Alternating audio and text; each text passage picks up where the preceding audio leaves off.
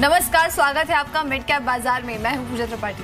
नमस्कार, मैं हूं पल्लवी। बाजार फिलहाल दिन के ऊपरी स्तरों पर अच्छी स्ट्रेंथ या अच्छी बाइंग यहां पर देखने को मिल रही है और आज की इस तेजी में जो मेजर कंट्रीब्यूटर्स हैं उनमें से आईटीसी शामिल है। इनफैक्ट अगर हम अंकों के लिहाज से देखें तो लगभग 9.4 पॉइंट्स का कंट्रीब्यूशन आईटीसी का। इसके अलावा और बिंदु फार्मा, टीसीएस जैसे तमाम स्टॉक्स है जहां पर तेजी देखने को मिल रही है। और इस बीच मैस्टेक के नतीजा है लगभग 4.5% मैस्टेक में इजाफा देखने को मिल रहा है। मुनाफे की फिगर देखें तो 14.66 करोड़ रही है 10.5 के मुकाबले, यानी पूजा अगर देखा जाए तो एक सब्सटैंशियल जंप इस बार मुनाफे में देखने को मुनाफे के फ्रंट पर काफी अच्छी ग्रोथ देखने को मिली। और आय का फिगर देखिए 188 करोड़ का कंपनी ने आय रेवेन्यू के फ्रंट पर पोस्ट किया है और कंपनी की 345 करोड़ की ऑर्डर बुक भी है जो कि काफी अच्छी ऑर्डर बुक है। और नतीजों के बाद देखिए 4.5% की मजबूती के साथ इस वक्त मैस्टेक कारोबार कर रहा है।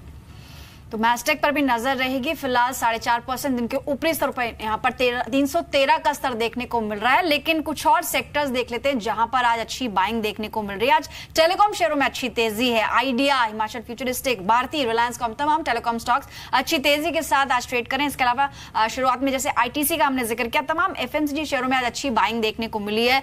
न सिर्फ आईटीसी बल्कि गोदरेज इंडस्ट्रीज, फ्यूचर कंज्यूमर 6% ऊपर इस वक्त। इसके अलावा ब्रिटानिया यहाँ पर भी 1.5 से 2% तक की तेजी देखने को मिल रही है। साथ ही आज फार्मा शेयरों की तरफ अगर नजर डालें पूजा तो जो बाइंग मोमेंटम बना है वो आज भी जारी है और जितने भी छोटे मझोले फार्मा काउंटर्स है वहां पर बाइंग देखने को मिल रही है। इसके अलावा इंद्रप्रस्थ मेडिकल, हेस्टर बायो, अनु फार्मा जैसे छोटे काउंटर्स है जहां पर 2 से 3% तक की बाइंग देखने को मिली है। साथ ही आज रियल्टी पैक भी काफी तेज है। इंडिया बुल्स रियल्टी यहां पर अच्छी बाइंग देखने को मिल रही है, ऑलमोस्ट 4% ऊपर है। यूनिटेक लगभग 2.5% ऊपर, साथ ही प्रेस्टीज एस्टेट्स 3% की तेजी दिखा रहे हैं। एचडीएल 2% की मजबूती यहां पर भी देखने को मिल रही है। फार्मा और रियल्टी के अलावा आज मेटल शेयरों में भी अच्छी खरीदारी देखने को मिल रही है। हिंडाल्को, नैल्को, सेल, वेदांता, टेम्पलेट, ये कुछ ऐसे शेयर्स हैं मेटल स्पेस में जहां पर की अच्छी तेजी देखने को मिल रही है। हिंडाल्को देखिए करीब 4.5 से 5% की मजबूती यहाँ है और मैस्टेक देखिए अपने डेज हाई पर इस वक्त ट्रेड कर रहा है। नतीजे आने के बाद 5.5% तक की मजबूती इस वक्त मैस्टेक के स्टॉक में इस बार देखने को मिल रही है। पुष्कर राजी जुड़े हुए हैं हमारे साथ। सर, मैस्टेक ने अभी अभी नतीजे घोषित किए, स्टॉक इस वक्त अपने डेज हाई पर ट्रेड कर रहा है, काफी अच्छे नंबर्स यहां पर देखने को मिल रहे हैं। मैस्टेक इस लेवल पर कैसे दिखाई दे रहा है आपको? जी, ओवरऑल एक पैटर्न अच्छा बनता हुआ दिखाई दे रहा है। करीब करीब मई के मझले महीने में वहां से ये रिट्रेस हुआ था। जो एक 350 की लेवल थी वो उसने नीचे की तरफ ब्रीच करी थी और अब ऊपर की तरफ लग रहा है कि एक कंसोलिडेशन के बाद अपमूव आई है और लग रहा है कि करीब करीब 360-370 का एक लक्ष्य इसमें लग सकते हैं। ये भी लेवल अगर टापी तो ऊपर में करीब 420 से 440 तक का एक लेवल इस ट्रेड में हमें दिखाई देगा। तो यहाँ पर 440 तक के स्तर भी दिख सकते हैं और फिलहाल नतीजों के साथ साथ देखिए लगातार इसमें तेजी। और फिलहाल जब नतीजे आए थे पूजा तभी 3% के आसपास तेजी थी और फिलहाल 6% तक की तेजी, 317 का स्तर यहाँ पर देखने को मिल रहा है। तो आय 183 से बढ़कर 188 करोड़ रही है। एबिट फ्रंट पर देखें यानी जो ऑपरेटिंग प्रॉफिट है वहां पर भी अच्छी स्ट्रेंथ कंपनी ने दिखाई है और लगभग 14.4 करोड़ के मुकाबले 18.4 की करोड़ की फिगर कंपनी ने पोस्ट किया है Q1 में। ऑर्डर बुक की स्ट्रेंथ जो है 345 करोड़ है और नतीजे ओवरऑल अगर देखें तो अनुमान से बेहतर रहे हैं जिसके चलते शेयर में अच्छी तेजी बनी है। चलिए शुरुआत करेंगे अब दर्शकों के सवालों की। एक बार तरीका बता दें, अगले आधे घंटे टोल फ्री लाइंस खुली हुई हैं, आप हमें कॉल कर सकते हैं। पुष्कराज कनेक्टर आज के एक्सपर्ट हैं, आपके सवालों के जवाब देंगे। साथ ही व्हाट्सएप और फेसबुक के जरिए भी आप हमसे जुड़ सकते हैं और अपनी क्वेरी हमसे पूछ सकते हैं। शुरुआत करते हैं। सबसे पहला सवाल हमें सुनील ने भेजा है जयपुर से, कोठारी प्रोडक्ट्स को लेकर इनका क्वेश्चन है। पुष्कराज जी, इनका जो क्वांटिटी है 360 है और जो खरीद है 215 के लेवल्स की है, नुकसान में है। स्टॉक आज ऑलमोस्ट फ्लैट है, 190 के लेवल्स पे ट्रेड कर रहा है। इस वक्त फोन लाइन पर जुड़ भी गए सुनील हमसे। Sunil, good afternoon. आपने कोठारी प्रोडक्ट्स पर मैसेज किया है, कितने टाइम से होल्ड कर रहे हैं? 3 मंथ्स हो गए मेरे को लिए। तो नेक्स्ट 3 मंथ्स और दे सकते हैं? हाँ, ठीक, मैक्सिमम 3-4 मंथ्स और। ठीक है, ऑल राइट।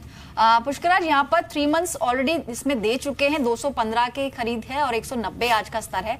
अगले 3 से 4 महीने और देते हैं तो कहां तक जा सकता है स्टॉक? कोठारी प्रोडक्ट्स एक बहुत ही स्कैंटी वॉल्यूम का शेयर रहा है जिसके एवरेज वॉल्यूम्स पर डे करीब करीब 2 से 2,500 के बीच में ही रहते हैं। तो ओवरऑल जिसे कहेंगे टेक्निकली एक ड्रिफ्टिंग इसमें दिखाई दे रही है। इसका जो 200 दिन का एक मूविंग एवरेज है वो करीब 185 के लेवल पे है। वहां तक इमीडिएट जाने की उम्मीद है, और वो भी अगर ब्रीच हो जाए तो करीब 170 तक भी नीचे जा सकता है। तो फिलहाल अगर कोई भी बाउंस बैक आ जाए 200 के नजदीक अगर एक एग्जिट मिले तो मेरे हिसाब से एक अच्छा एग्जिट मान सकते हैं। ओके, तो ये राय आती हुई कोठारी प्रोडक्ट्स में फिलहाल एग्जिट करने की राय होगी। आसाम से हमारे साथ एक दर्शक जुड़े हैं। जी नमस्कार अशोक, पूछिए क्या जानना चाह रहे हैं आप? जी, एनईसीसी का 500 शेयर है मेरे पास। कितने दिन तक होल्ड करना पड़ेगा अच्छा रिटर्न के लिए? एनईसीसी के शेयर्स हैं आपके पास? जी। किस भाव पे लिया था आपने? 45? हाँ जी। ओके जी, मुनाफा हो रहा है इनको यहाँ पर 45 के लेवल पर इन्होंने लिया था, 53 के आसपास ट्रेड कर रहा है। हालांकि आज 2% की कमजोरी है स्टॉक में। पुष्कर जी, एनईसीसी में क्या राय देंगे आप? अभी कितने समय के लिए और बने रहे स्टॉक में? एनईसीसी ने एक अच्छा खासा बॉटम करीब 42-43 लेवल में बनाया है, जो कि मई, जून और जुलाई तीनों महीनों में एक अच्छा बॉटम 42 से 45 के लेवल में ही बनाया है, और इसी के नजदीक इनकी बाइंग है। तो मेरे हिसाब से ये होल्ड कर सकते हैं। ऊपर में 70 का एक इमीडिएट रेजिस्टेंस है, तो वहां तक जाने की बिल्कुल अच्छी खासी प्रोबेबिलिटी बनती है, और उसको अगर टाप जाए तो करीब करीब 90 तक भी जा सकते हैं मेरे हिसाब से। पुष्करा, हेवल्स के नंबर्स आए एक बार उन पे भी नजर डाल लेते। 120 करोड़ की फिगर कंपनी ने पोस्ट की है, जो अनुमान था 150 करोड़ का था, यानी अनुमान से काफी कम इनफैक्ट नंबर्स को माना जा सकता है। स्टॉक पर रिएक्शन भी है, इस वक्त लाल निशान में स्टॉक आ चुका है, 0.5% की कमजोरी है, 457 का लेवल यहाँ पर देखने को मिल रहा है। यहाँ पर देखना होगा कि आय और साथ ही जो सेगमेंटल ग्रोथ है कंपनी की वो कैसी रही है। अनुमान था कि जो आय है उसमें 21% का इजाफा हो सकता है, लेकिन जो मुनाफे की फिगर्स है वो काफी कमजोर लग रही है। 144 करोड़ के मुकाबले इस बार मुनाफा Q1 में 120 करोड़ रुपए रहा है, लेकिन यहां पर रिकवरी देखने को मिल रही है स्टॉक में। हेवल्स मिड कैप स्पेस की कंपनी है, कैसा लग रहा है स्टॉक आपको पुष्करा? जिन लेवल्स पे नंबर्स फर्दर और आएंगे, लेकिन अनुमान जो था उससे काफी कम है मुनाफे की फिगर। जी हाँ, ओवरऑल ये एक लोअर ड्रिफ्टिंग अभी ऑर्बिट में है, और एक लोअर टॉप लोअर बॉटम ही फिलहाल बनाते जा रहा है। अगर हम मई के स्टार्टिंग में जो एक हाई बनाया था वहां से देख के करीब करीब नीचे की तरफ 200 दिन का जो मूविंग एवरेज है वो 424 में आता हुआ दिखाई दे रहा है। तो वहां तक नीचे की तरफ जाने की बिल्कुल एक अच्छी खासी प्रोबेबिलिटी फिलहाल बनती हुई दिखाई दे रही है। ओके, और आय का फिगर देखिए। आय के फिगर फ्रंट पर अगर बात करें तो नंबर्स काफी अच्छे नजर आ रहे हैं। 2017 का कोई इसमें एक पर्टिकुलर आइटम हो सकता है शायद जो इंक्लूड किया गया, जिसके चलते टैक्स क्रेडिट कंपनी को मिला है 20 करोड़ का, जिसके चलते ये फिगर हमको बढ़ी हुई दिख रही है। तो पैट फ्रंट पे जरूर यहाँ पर 17% की कमजोरी है, लेकिन 2017 करोड़ 2000 करोड़ से ज्यादा की आय कंपनी ने पोस्ट की। अगर पिछली फिगर्स की हम बात करें तो करीब करीब 1460 करोड़ के आसपास की यहाँ पर आय रही। 26% की बढ़त आय के फ्रंट पर देखने को मिली है। तो ये टैक्स क्रेडिट को इंक्लूड करने के बाद शायद, क्योंकि स्टॉक भी इसी वजह से रिकवर हुआ है। जब नतीजे आए थे तो 0.5% नीचे था, 1% की तेजी है, लेकिन फिलहाल अब ऑलमोस्ट कह सकते हैं कि ये एक दायरे में फिलहाल 463 के लेवल्स पर हेवल्स ट्रेड कर रहा है। चलिए यहाँ पर कुछ और नंबर्स आएंगे, उन पर भी नजर डालेंगे, लेकिन अब दर्शकों के सवालों को एक बार फिर से शामिल करते हैं। फोन लाइन पर हमारे साथ अर्चना है दिल्ली से। अर्चना, गुड आफ्टरनून, बताइए कौन सा स्टॉक लिया है? Good afternoon. उजास एनर्जी के शेयर्स हैं हमारे पास 8000 shares at the rate of 32। Ujaas Energy 32 पे, और कितना टाइम रख सकती हैं आप इसे? हाँ, एटलीस्ट 1 ईयर। अच्छा, 1 ईयर तक रख सकती हैं, ठीक है। हाँ। पुष्कराज, क्या सजेस्ट करेंगे? 32 के लेवल्स की इनकी बाइंग है, और ये लॉन्ग टर्म के लिए रख सकते हैं, यानी साल भर रख सकती हैं। फिलहाल इनको काफी नुकसान हो रहा है। उजास एनर्जी चार्ट्स कैसे लग रहे हैं आपको? चार्ट्स ओवरऑल देखे जाए तो एक पेरिनियरली वीक स्टॉक इसको मैं मानता हूं। 2017 में पूरी तरह जिसे कहेंगे इसने एक lower top lower bottom formation करी है, और पिछले 7 महीने में एक भी जगह पे ऐसी गुंजाइश नहीं रही है जहां के वो ऊपर आ सके। तो फिलहाल मैं मानता हूं कि जो नीचे के सपोर्ट है शायद 24 या करीब 24.5 का, वो एक स्टॉप लॉस रख के अपनी पोजीशन होल्ड करे, लेकिन बहुत ज्यादा ऊपर जाने की मेरे को यहाँ से गुंजाइश कम दिखती है, और 30 या 31 लेवल पे अगर आए तो इनको एग्जिट करना चाहिए। तो 30 या 31 तक के लेवल्स है तो एग्जिट करने की राय होगी उजास एनर्जी में। पटना से हमारे साथ फोन लाइन से दर्शक जुड़े हैं। ए.के. तिवारी जी ने हमें कॉल किया है। जी नमस्कार, पूछिए कौन सा शेयर है आपके पास? हाँ जी पूछिए, कौन सा शेयर आपके पास? हेलो। हाँ हेलो जी।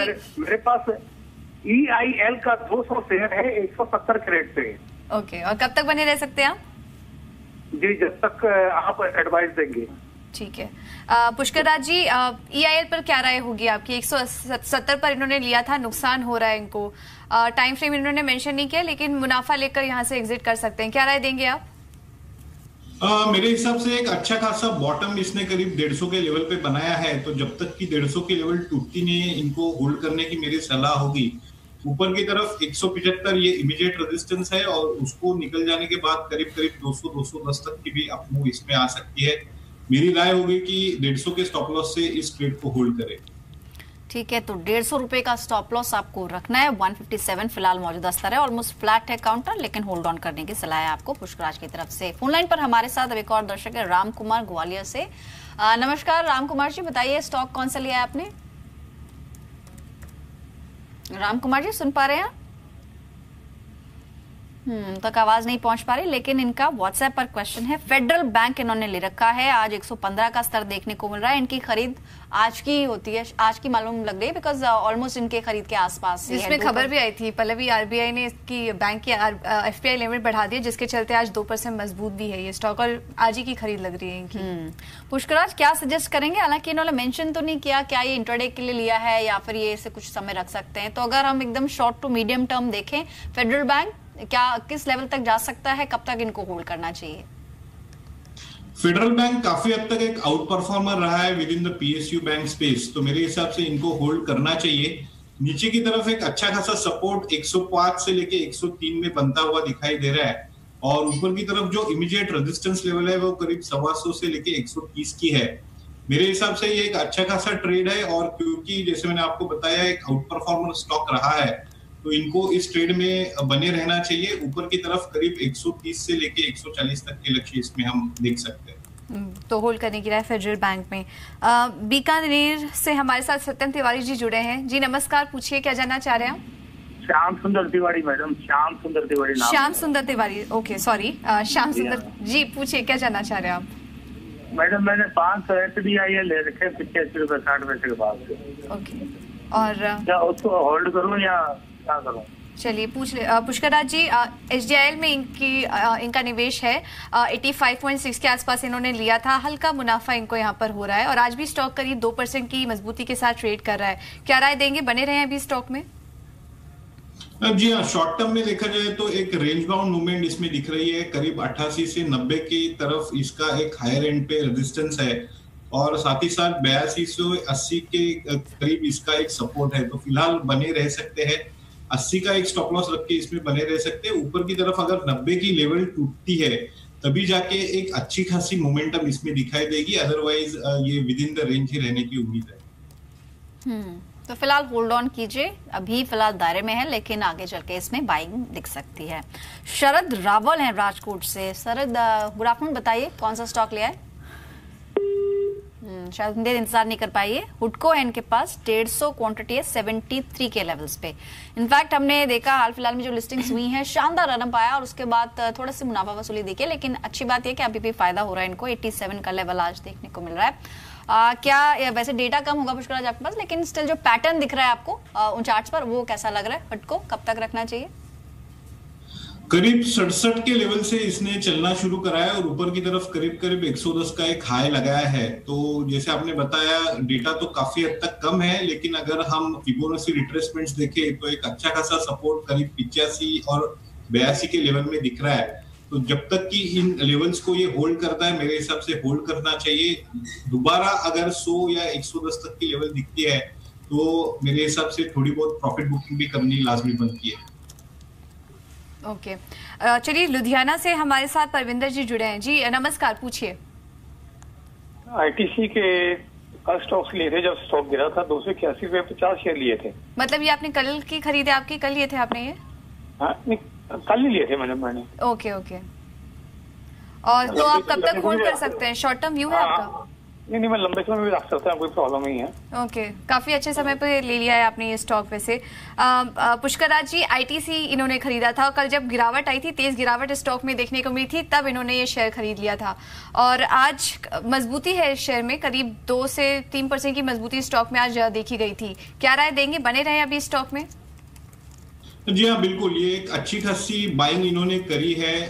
फंडामेंटली बहुत अच्छी कंपनी है, एंड बेलवेदर्स ऑफ निफ्टी तो अगर निफ्टी को अगर ऊपर की तरफ भागना है तो कहीं ना कहीं आईटीसी को भी यहाँ पे कंट्रीब्यूट करना होगा। और मेरे हिसाब से जो पैटर्न बनता हुआ दिखाई दे रहा है काफी हद तक एक पॉजिटिव है। ऊपर की तरफ जो कल का एक हाई बनाया था करीब 292-93, वो अगर एक बार टॉप जाए तो करीब करीब 310-320 तक की ट्रेडिंग लेवल जरूर दिखाई देगी। और अगर लॉन्ग टर्म की बात करें तो कहीं ना कहीं जिसे मीन रिवर्सल कहते हैं, इन लेवल्स में करीब 350-350 तक की भी लेवल इसमें दिखाई देती है। अच्छा खासा ट्रेड है मेरे हिसाब से। 260 और 250 पे अगर आए नीचे तो भी एक्यूमुलेट इसमें जरूर करना चाहिए। तो यानी हर गिरावट में खरीदारी की जा सकती है। 260 का स्तर ये स्ट्रॉन्ग सपोर्ट है यहाँ पर शॉर्ट टर्म में 310 और लॉन्ग टर्म में 350 तक के टारगेट्स भी दिख सकते हैं। आईटीसी के अंदर होल्ड ऑन करने की सलाह है। सनी है आगरा से फोन लाइन पर। सनी, गुड आफ्टरनून, बताइए स्टॉक कौन सा है? मेरे पास मैम 20,000 शेयर है कैनरा बैंक के 250 के रेट में। क्वांटिटी तो बहुत ली है आपने। कितने टाइम से होल्ड कर रहे हैं सनी? कितने टाइम से है आपके पास कैनरा बैंक? चलिए, मुनाफा भी अच्छा हो रहा है। इनफैक्ट आई थिंक ये काफी टाइम से इसको होल्ड कर रहे हैं बिकॉज यहाँ पर 250 रुपए की खरीद इन्होंने अच्छे लेवल्स पे एंट्री लिए। 371 का स्तर आज देखने को मिल रहा है। इनफैक्ट नंबर्स भी आने वाले हैं। पुष्कराज जी, अगर नंबर्स की हम बात करें तो जो ट्रेंड है इसका ग्रॉस एनपीएस का, इस बार अनुमान ये है कि बहुत ज्यादा इसमें तेजी नहीं आएगी। 9.8% रह सकते हैं जो ग्रॉस एनपीए। वहीं अगर एनआई की बात करें यहाँ पर 16.6% की ग्रोथ दिख सकती है। वहीं अगर प्रोविजनिंग फ्रंट पे बात करें तो अगर हम इसको ईयरली कंपेयर करें तो यहाँ पर 55% का इजाफा हो सकता है। लेकिन अगर हम क्वार्टरली देखें तो यहाँ पर गिरावट आ सकती है प्रोविजनिंग के नंबर्स में। तो पूजा, क्योंकि बैंक को लेकर आप काफी क्लोजली ट्रैक करती हैं, कैनरा बैंक मेजर फैक्टर क्या होगा? अगर नंबर्स की हम बात करें क्लोजली क्या वॉच करेंगे आप? ग्रॉस एनपीए के नंबर्स हम क्लोजली वॉच करेंगे क्योंकि पिछले क्वार्टर जो नंबर आया था 9.60% का आया था। अगर उसके आसपास या उससे नीचे ये नंबर आता है तो ये काफी पॉजिटिव होगा बैंक के लिए। और स्लिपेजेस के नंबर्स पे भी नजर रहेगी। क्वार्टर 4 में करीब 3,500 करोड़ की स्लिपेजेस कंपनी ने पोस्ट किए थे। अगर उससे कम होता है या 2,500 के आसपास के स्लिपेजेस के फिगर आते हैं तो वो भी काफी पॉजिटिव होगा। तो ग्रॉस एनपीए काफी एक इंपॉर्टेंट फैक्टर होगा जिस पर की हमारी नजर रहेगी। तो देखते हैं, अभी कुछ ही देर में नंबर्स आएंगे, देखते हैं किस तरह के नंबर्स देखने। लेकिन आई थिंक स्टॉक थोड़ा कॉन्फिडेंट है और ऑलमोस्ट 1% की बढ़त के साथ ट्रेड कर रहा है। और जहां तक सनी का सवाल है तो उन्होंने बहुत अच्छे लेवल्स पे एंट्री ली है। पुष्कराज, क्या सजेस्ट करेंगे? 250 लेवल्स पे इन्होंने बाय किया। नंबर्स अगर पॉजिटिव रहते हैं तो और कहां तक जा सकता है शेयर और कितना समय इनको और देना चाहिए? जी हाँ, मई और जून में हमने जो एक करेक्शन पीएसयू बैंक्स में देखी है, इसके साथ ही कैनरा बैंक भी करीब 420-25 से लेवल से नीचे गिरा था। लेकिन एक अच्छा खासा कंसोलिडेशन पैटर्न भी इसमें दिखाई दे रहा है। और जुलाई में स्पेशली अगर आप देखो तो एक स्पीडी रैशनल अपट्रेंड में है। फिलहाल मैं मानता हूं कि ऊपर की तरफ 410-420 का एक लेवल है जहां पे थोड़ा बहुत एक रेजिस्टेंस आ सकता है। लेकिन इसको टॉपने के बाद शायद 450-470 की भी लेवल दिखाई देगी। फिलहाल मैं होल्ड करने की सलाह दूंगा। अच्छा ट्रेड है और इन्होंने एक अच्छे लेवल पे बिल्कुल खरीदा है। होल्ड करने की राय होगी कैनरा बैंक में। हरियाणा से हमारे साथ फोन लाइन के जरिए कॉलर जुड़े हैं सुरेंद्र जी। नमस्कार, पूछिए क्या सवाल है आपका? नमस्कार जी, मेरे पास जीएमआर इंफ्रा के 400 शेयर हैं 20 रुपए के रेट के लिए हुए। ओके। और कैडिला हेल्थ के हैं 100 शेयर 445 के। आप हमें बस टाइमलाइन बता दीजिए कब तक होल्ड कर सकते हैं दोनों ही शेयरों को? मैडम मतलब 2 से 3 महीने। 2 से 3 महीने का व्यू है आपका। पुष्कराज जी, दो स्टॉक पे सवाल है इनका। एक तो जीएमआर इंफ्रा पे है, 400 शेयर्स इन्होंने 20 के भाव पर लिया है। और कैडिला में भी इनकी खरीद है, 100 शेयर्स लिए इन्होंने करीब 445 के आसपास इन्होंने लिया है। कैडिला में तो इनको अच्छा मुनाफा हो रहा है लेकिन जीएमआर इंफ्रा यहाँ पर इनको हल्का नुकसान हो रहा है। 2 से 3 महीने का व्यू है दोनों ही शेयर में, क्या राय देंगे आप? जीएमआर इंफ्रा की बात करें तो एक ड्रिफ्टिंग नीचे की तरफ दिखाई दे रही है। मे बी 15 या 14.5 तक की लेवल इसमें दिखाई देगी। तो फिलहाल मैं एग्जिट करने की सलाह दूंगा। बहुत ज्यादा अपसाइड मोमेंटम इसमें दिखाई नहीं देता है। कैडिला हेल्थकेयर की बात करें तो with in the Bellwether pack एक अच्छा खासा आउट परफॉर्मर रहा है और रैशनल अपट्रेंड में है। कैडिला हेल्थकेयर में करंट लेवल से करीब 10 या 20% की भी आपको इसमें दिख सकती है। जो टाइम फ्रेम इन्होंने 3 से 6 महीने के बीच में बोला है वहां तक जाने की उम्मीद है। ठीक है, तो अभी कैडिला में होल्ड ऑन करना है। दिन के ऊपरी स्तरों के आसपास ये फिलहाल ट्रेड कर रहा है। चिंतन है सूरत से। चिंतन, गुड आफ्टरनून, बताइए क्या जानना चाहते हैं आप? चिंतन, सुन पा रहे हैं आप? अपना सवाल पूछिए एक्सपर्ट से। कौन सा स्टॉक लिया हुआ है आपने? हेलो जी चिंतन, स्टॉक कौन सा है? जय क्रॉप का है 1100 से। जय क्रॉप, और किस भाव पे लिया हुआ है आपने? 85 पे।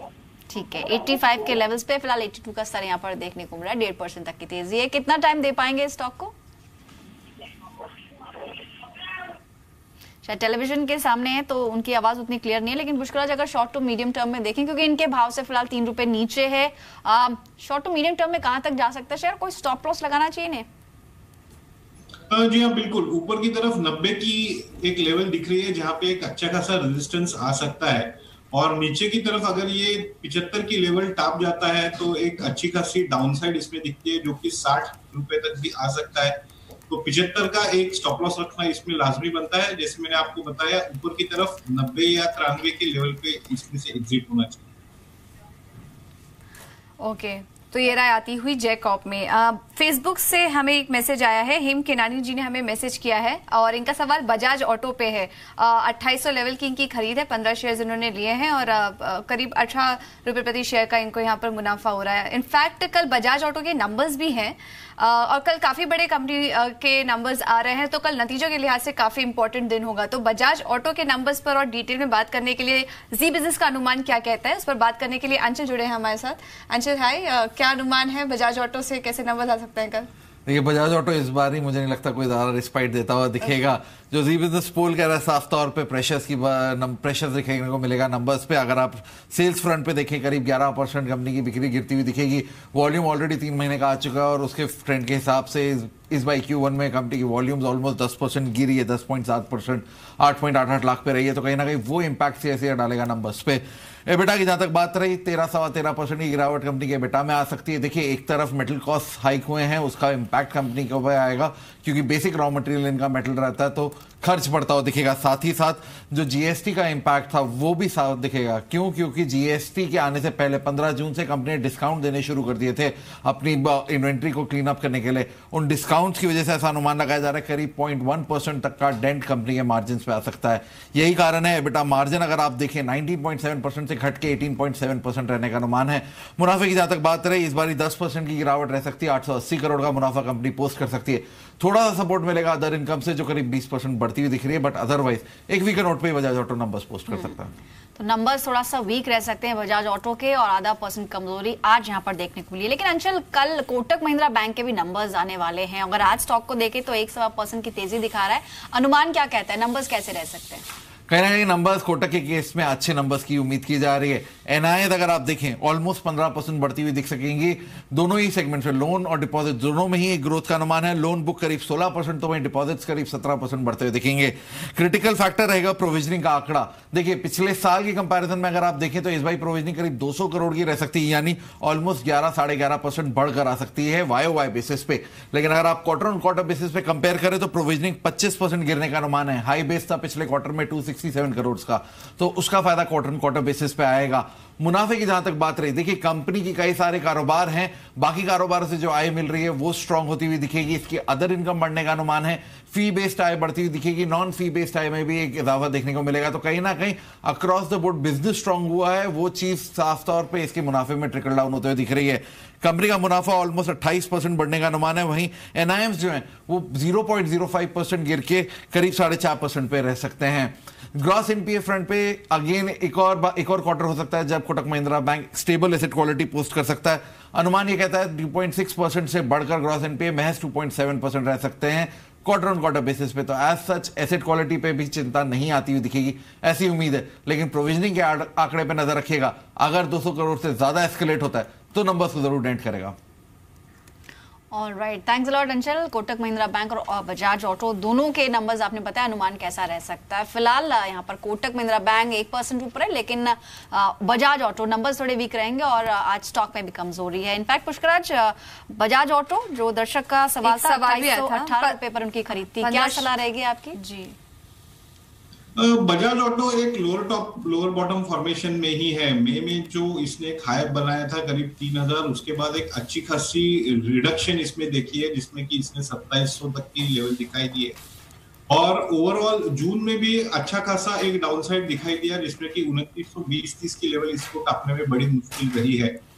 तो मेरे हिसाब से एक वीक ट्रेंड में ही फिलहाल स्टॉक चल रहा है और नीचे की तरफ करीब 2500 2425 तक की भी एक लेवल इसमें दिखाई देगी। तो एक डाउन ट्रेंड में है और एक डाउन ट्रेंड में लगातार रहने की ही उम्मीद है in line with the fundamentals. तो ये राय आती हुई बजाज ऑटो में। एक बार मैस्टेक के स्टॉक पर नजर डाल लेते हैं। नतीजों के आने के बाद हमने देखा था शानदार तेजी देखने को मिली थी और इस वक्त भी करीब 20% तक का एक सर्ज यहां पर देखने को मिला है। नतीजे जो आए थे वो काफी अच्छे थे।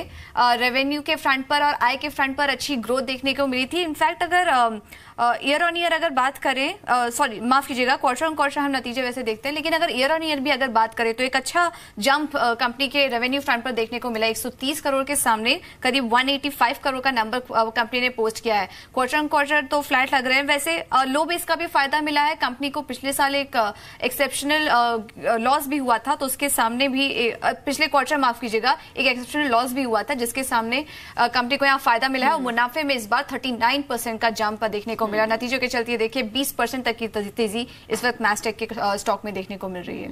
तो अच्छी रैली यहाँ पर आई है और खासतौर पे पिछले आधे घंटे में एक सर्ज यहाँ पर दिखा है। 359 का लेवल मैस्टेक में फिलहाल देखने को मिल रहा है।